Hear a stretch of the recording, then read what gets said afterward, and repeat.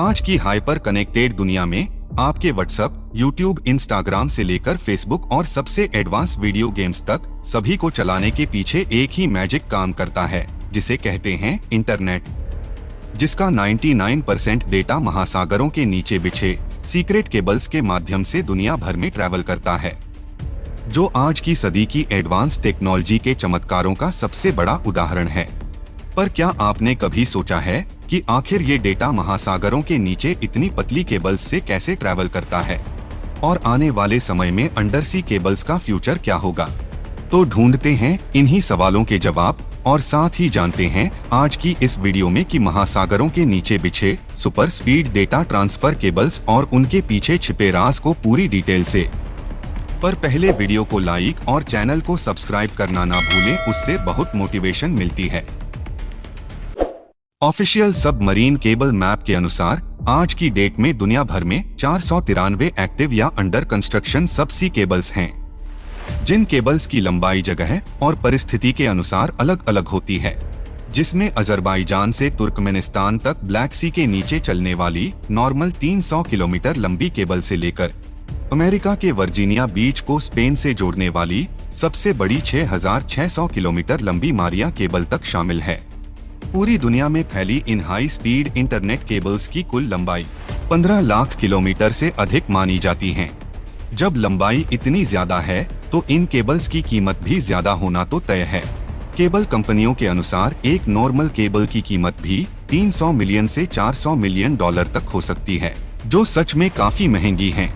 ये internet cables काफी मजबूत और सुरक्षित होती हैं, जिसकी सुरक्षा की सबसे बड़ी वजह है इसमें मौजूद थिक्सोट्रॉपिक जेली की लेयर और बहुत मोटे प्लास्टिक की कोटिंग होती है, जो केबल के अंदर मौजूद सबसे sensitive part optic fibre core की सुरक्षा को कई हद तक बढ़ा देती है, जिससे ये केबल्स पूरी दुनिया में 100 GB पर सेकेंड की स्पीड से इंटरनेट पहुंचाने का काम करती है। और नासा जैसी एजेंसी में इंटरनेट की स्पीड 300 से 400 GB तक भी पहुंच जाती है। अब सवाल उठता है कि इतना ज्यादा और तेज स्पीड से इंटरनेट का डेटा ट्रांसफर आखिर इतनी पतली केबल्स से कैसे पास होता है? तो उसका जवाब है डेटा रेंडलिंग टेक्निक, जिसे डेंस वेवलेंथ डिवीजन मल्टीप्लेक्सिंग कहा जाता है, जिसमें एक से ज्यादा लाइट के वेवलेंथ होते हैं, जिससे फाइबर ऑप्टिक्स के द्वारा इंटरनेट को घरों तक पहुंचाया जाता है। इसमें कई तरह के लाइट की वेवलेंथ समय समय पर एक साथ मिलकर डेटा ट्रांसफर और डेटा की स्पीड को बनाए रखते हैं, जो डेटा केबल के दोनों ओर लगे बड़े बड़े डेटा सेंटर और वेबसाइट्स सेंटर पर लगे होते हैं। मेरी तरह आपके भी मन में सवाल आया होगा कि क्या ये इंटरनेट केबल्स एक सीधी लाइन में चलते हैं? तो उसका जवाब है, इन केबल्स की स्पीड को बनाए रखने के लिए सपोर्ट के रूप में हर 70 से 100 किलोमीटर के बाद रिपीटर लगाए जाते हैं, जो खास तौर पर एम्पलीफायर का काम करते हैं, जिससे इंटरनेट की तेज स्पीड बनी रहती है। इन रिपीटर्स को पावर देने के लिए इनमें कॉपर यानी तांबे के वायर लगाए जाते हैं, जो रिपीटर्स को चलाने के लिए 10,000 वोल्ट तक डीसी करंट प्रदान करते हैं। आपने कभी ये सोचा है कि इतनी लंबी दूरी तक ये केबल्स आखिर बिछाए कैसे जाते हैं?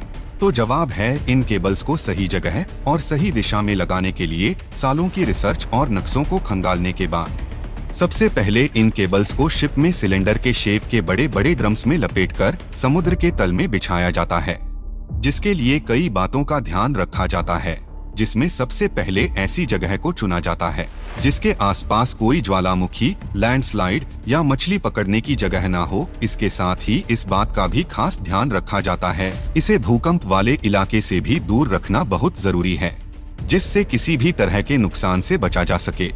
पर इन सब सावधानियों के बावजूद कई बार बड़े बड़े शिप की चैन के इसमें उलझने की घटना होती रहती है। साथ ही प्राकृतिक आपदा के कारण भी कई बार इन इंटरनेट केबल्स को काफी नुकसान पहुंचता है। ऐसा ही कुछ 2012 में अमेरिका में आए सैंडी नाम के तूफान से हुआ था, जिसने पास के सभी केबल्स को भारी नुकसान पहुंचाया, जिसके बाद कई जगहों में इंटरनेट 1 घंटे तक पूरी तरह से बंद पड़ गया था। साथ ही 2011 में जापान के फुकुशिमा में आए एक बड़े भूकंप ने कई समय के लिए जापान के इस शहर के इंटरनेट को पूरी तरह से बाधित कर दिया। और 2014 में एक शार्क को भी गूगल की सी केबल को काटते हुए देखा गया था। पर इन सब प्राकृतिक दुर्घटना के बावजूद कई बार अमेरिका अपनी अंडरसी इंटरनेट केबल्स को नुकसान पहुंचाने के लिए रशिया और चाइना को चेतावनी भी दे चुका है, जिसका मानना है कि चाइना और रशिया जैसे देश जासूसी के लिए भी इन केबल्स के साथ छेड़छाड़ करते रहते हैं।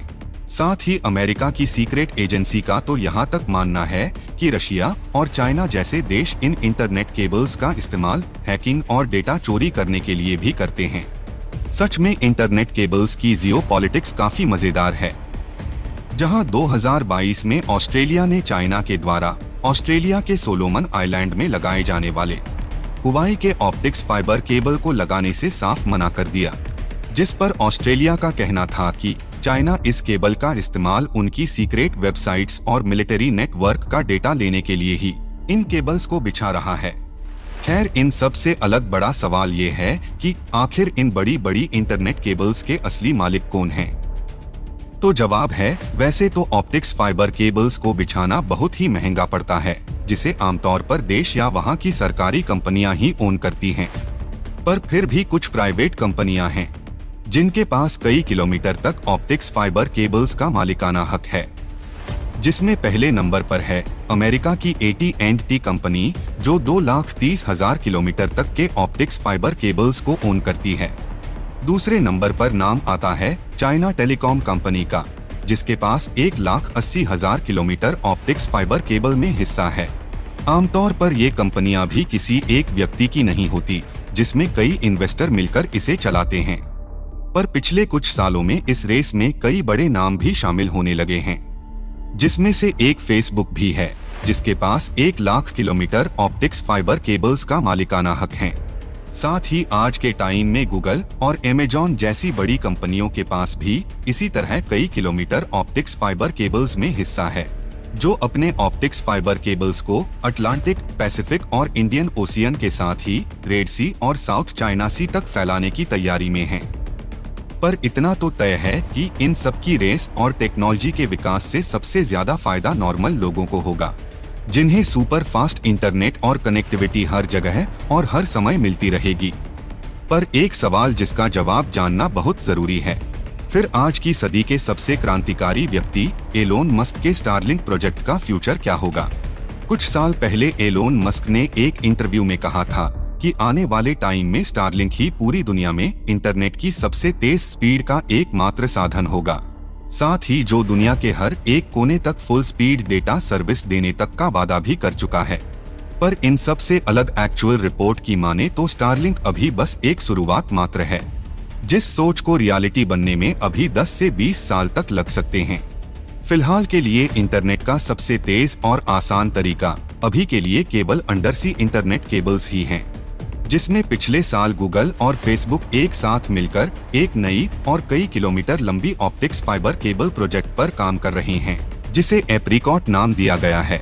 एप्रिकॉट केबल अगले साल तक तैयार हो जाएगी, जो सिंगापुर, जापान, फिलीपींस, इंडोनेशिया और ताइवान को आपस में हाई स्पीड इंटरनेट नेटवर्क से कनेक्ट करेगी।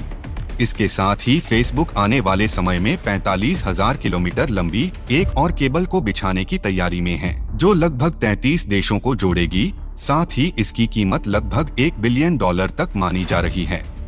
ये तो वक्त ही बताएगा कि आने वाले टाइम में ये टेक्नोलॉजी और कितनी एडवांस होती है। साथ ही क्या पता स्टारलिंक ही हमारे इंटरनेट का फ्यूचर हो। आपको क्या लगता है, इंटरनेट का फ्यूचर क्या होगा? कमेंट सेक्शन में अपनी राय जरूर बताएं और साथ ही वीडियो अच्छी लगी हो तो वीडियो को लाइक और चैनल को सब्सक्राइब करना ना भूलें।